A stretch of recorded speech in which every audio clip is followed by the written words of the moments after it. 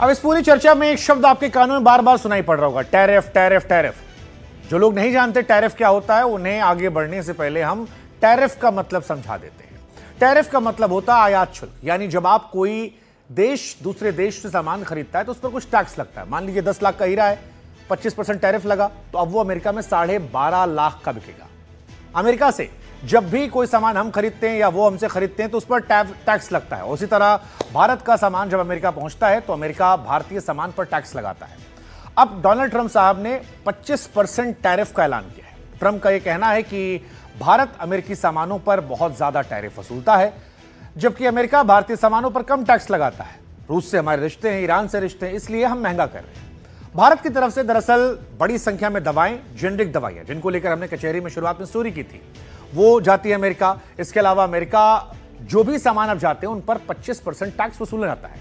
तमाम देश के एक्सपर्ट्स को लगता है कि इससे भारत के कारोबारियों पर असर पड़ेगा, क्योंकि जब सामान महंगा होगा तो खरीदा कम जाएगा और इसका असर फिर घूम टहलकर हमारी जीडीपी पर भी पड़ सकता है। लेकिन किसी ने भी डेड इकोनॉमी की बात नहीं की थी, कम से कम एक्सपर्ट्स के तौर पर। हालांकि हमारे देश में राहुल गांधी ट्रेड को लेकर जारी इस शाब्दिक लड़ाई में इन्वॉल्व हो गए। तरीके से बाधा पहुंचाई, धमकियां दे रहा है। अगर वो झूठ बोल रहे हैं तो अपने भाषण में यहां प्रधानमंत्री के वो झूठ बोल रहे हैं कि हम पाकिस्तान पर हमला करेंगे।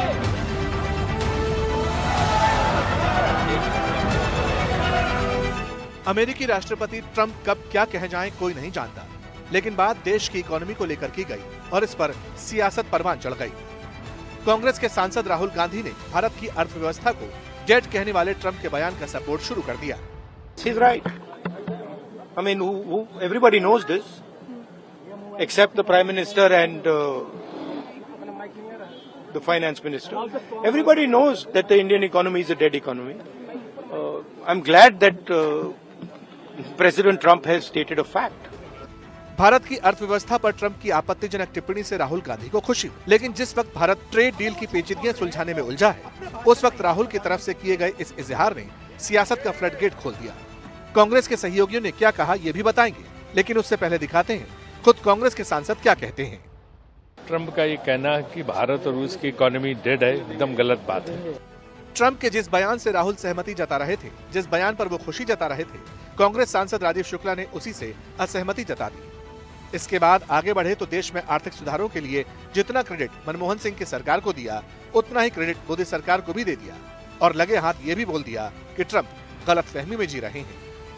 नहीं, जो हमने आर्थिक सुधार किए जब नरसिम्हा राव जी और मनमोहन सिंह जी थे, उसके बाद उस आर्थिक सुधारों को आगे वाजपेयी जी ने भी बढ़ाया और उसके बाद मनमोहन सिंह जी ने 10 साल में जो मजबूती प्रदान की और उसके बाद वर्तमान सरकार ने भी जिसमें काम बढ़ाया, तो हमारी आर्थिक स्थिति कहीं से भी कमजोर नहीं है।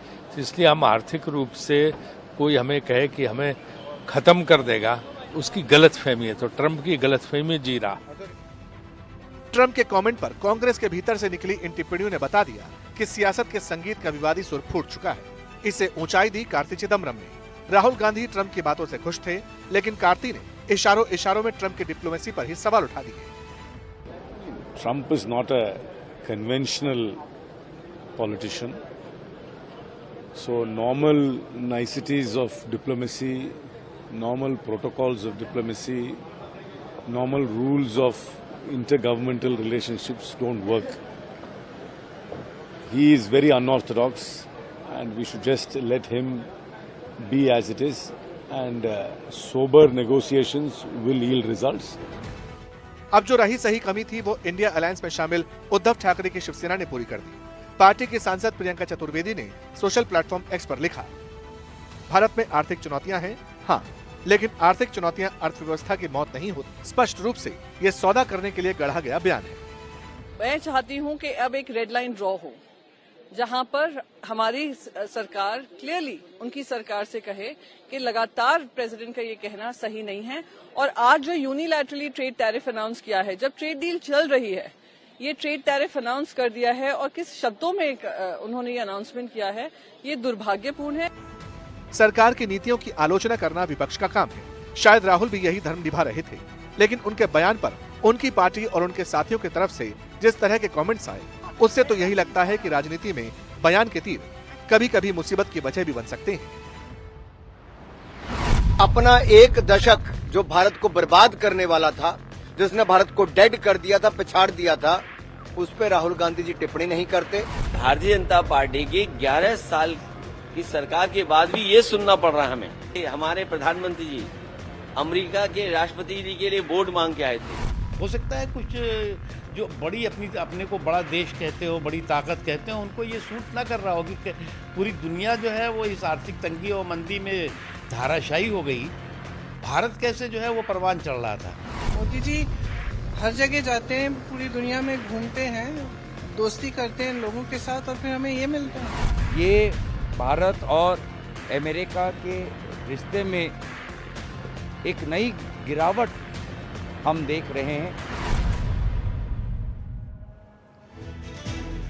विपक्षी नेता के तौर पर राहुल गांधी को हक है, लेकिन राहुल गांधी जी का यह बयान कांग्रेस का आंतरिक विषय नहीं है। इस बार ये देश की इकॉनमी को लेकर उनके दिल की बात है, लेकिन सवाल है कि क्या वाकई देश की इकॉनमी का हाल इतना बुरा है? अब इसे आंकड़ों के जरिए समझने और समझाने की कोशिश करते हैं, और ये वो आंकड़े हैं जो भारत के मद्देनजर अंतर्राष्ट्रीय संस्थाओं ने जारी किए हैं। तो आंकड़े आपकी स्क्रीन पर हम पेश कर रहे हैं। सबसे पहले बात करते हैं विश्व बैंक की। हाल ही में वर्ल्ड बैंक की ग्लोबल इकोनॉमिक प्रोस्पेक्ट्स रिपोर्ट सामने आई है। रिपोर्ट कहती है कि भारत की इकोनॉमिक जो है उसकी फिटनेस दुरुस्त है। 2024-25 में 6.7% और वित्त वर्ष 2025-26 में हमारी जीडीपी 6.9% की दर से बढ़ने का अनुमान है। वर्ल्ड बैंक ये कहता है कि भारत दुनिया की सबसे तेजी से बढ़ती हुई अर्थव्यवस्थाओं में से एक है, और यह आंकड़ा वैश्विक दुनिया की ग्लोबल जीडीपी 2.7 से कहीं ज्यादा है। इसके अलावा एशियन डेवलपमेंट बैंक ने भी भारतीय अर्थव्यवस्था को ग्रीन सिग्नल दिया है। एशियन डेवलपमेंट आउटलुक की रिपोर्ट की माने तो 2024-25 में हिंदुस्तान की जीडीपी 7%, 25-26 में 7.2% तक रह सकती है, जो बेहतर है। आईएमएफ यानी इंटरनेशनल मॉनेटरी फंड भी दुनिया के देशों की आर्थिक सेहत पर लगातार नजर रखता है और उसी हिसाब से लोन को सैंक्शन करता है। आईएमएफ की वर्ल्ड इकोनॉमिक आउटलुक की रिपोर्ट यह कहती है कि भारत की इकॉनमी 2024 में 6.8 और 2025 में 6.5% से बढ़ सकती है। अब इन सभी आंकड़ों को अब इतिहास के पटल से भी देखने की जरूरत है, क्योंकि बात डेड इकोनॉमी की उठी है। साल 2014 में इन तीनों संस्थाओं ने बताया था कि भारत की जीडीपी 7.4% की रफ्तार से बढ़ेगी। फिर 2020 में कोविड आया और पूरी दुनिया में लॉकडाउन लग गया। दुनिया की इकॉनमी निगेटिव में चली गई और यह स्वाभाविक था। 25-26 के आंकड़े एक बार फिर कर्व ग्रोथ दिखा रहे हैं और यह देश की आर्थिक सेहत के लिए अच्छे संकेत है। अब कोई भी देश तब आगे बढ़ता है जब उसका इंडस्ट्रियल सेक्टर परवान चढ़ता है। 90 के दशक में कांग्रेस की पीवी नरसिम्हा सरकार के दौरान भारत ने दुनिया के लिए अपने दरवाजों को खोल दिया था। दुनिया की कई कंपनियों को भारत बुलाया गया था, विदेशी निवेश को मंजूरी दी गई थी। इसका असर यह हुआ था कि हिंदुस्तान के उद्योगों को भी तब बूस्टर डोज मिला था।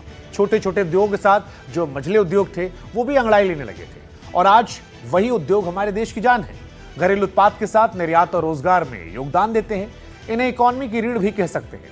अब राहुल गांधी का सवाल था कि भारत की एमएसएमई खत्म हो रही है, तो क्या ये उनका दावा सही है? देखिए रिपोर्ट क्या कहती है, हम आपको बताते हैं। कुछ आंकड़े और हमारे पास है। भारत में 6 करोड़ 30 लाख से ज्यादा मीडियम इंडस्ट्रीज है, जो भारत की जीडीपी में करीब 30% का सपोर्ट करती है। 2022-23 का आंकड़ा तो कम से कम यही कहता है। इसके अलावा 40% एक्सपोर्ट इन्हीं के जरिए होता है। अब कंपनी है तो रोजगार के अवसर ही पैदा होंगे। देश में मध्यम उद्योगों की वजह से 11 करोड़ से अधिक लोगों का परिवार चल रहा है। नोट करने वाली बात यह भी है कि आगे भी मध्यम उद्योगों के लिए भविष्य उज्जवल दिखता है। अनुमान है कि अगले साल 4 करोड़ लोग और इन इंडस्ट्रीज से जुड़ सकते हैं। आपको याद होगा राहुल गांधी कुछ दिनों पहले असेंबली यूनिट को देखने गए थे। टीवी बनाने वाले, मोबाइल की असेंबलिंग करने वाले लोगों से मुलाकात करते नजर आए थे। कारोबारियों की बात सुनी थी और फिर सरकार को औद्योगिक नीति पर घेरा था। मुख्य आरोप यह था कि कारोबारियों की बात नहीं सुनी जाती है, उन्हें बिजनेस एक्सपैंड करने के लिए सरकार की तरफ से लोन नहीं मिलता है। हालांकि सिस्टम है तो चुनौतियां होंगी, लेकिन क्या इस सेक्टर में पूरी तरह से खराबी है? रिपोर्ट और डेटा क्या है वो हम आपको दिखाने की कोशिश करते हैं। सरकार ने मुद्रा योजना के तहत अब तक 46 लाख करोड़ से ज्यादा का लोन दिया, जिनमें छोटे और मझोले उद्योगों को काफी मदद मिली। कोविड में शुरू हुई emergency credit line guarantee scheme के जरिए 5 लाख करोड़ रुपए दिए गए थे। सरकार का दावा है कि वो छोटे कारोबारियों के साथ है।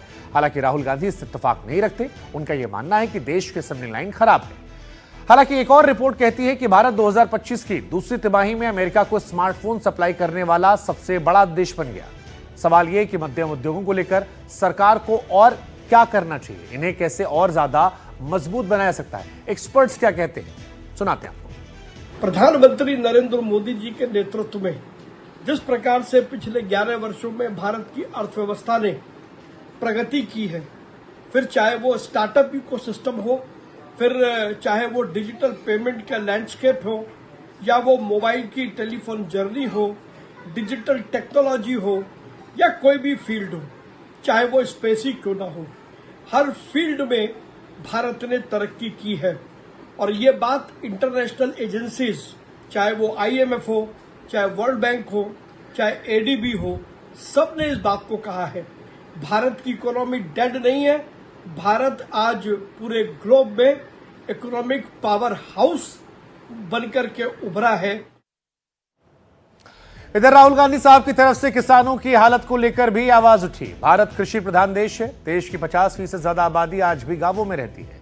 किसान देश का अन्नदाता है। वो दिन रात मेहनत करता है। जब खेत में पसीना बहाता है तब जाकर हमारे और आपके घर की रसोई रोशन होती है। किसानों पर कर्ज है, ये हमारे देश की कड़वी सच्चाई है। किसान आत्महत्या करते हैं, इसे भी सरकार झुठला नहीं सकती है। लेकिन सच ये भी है कि इन सारी चुनौतियों के बावजूद किसानों की दशा दिशा बेहतर हो रही है। कैसे, आंकड़ों के जरिए पेश करते हैं।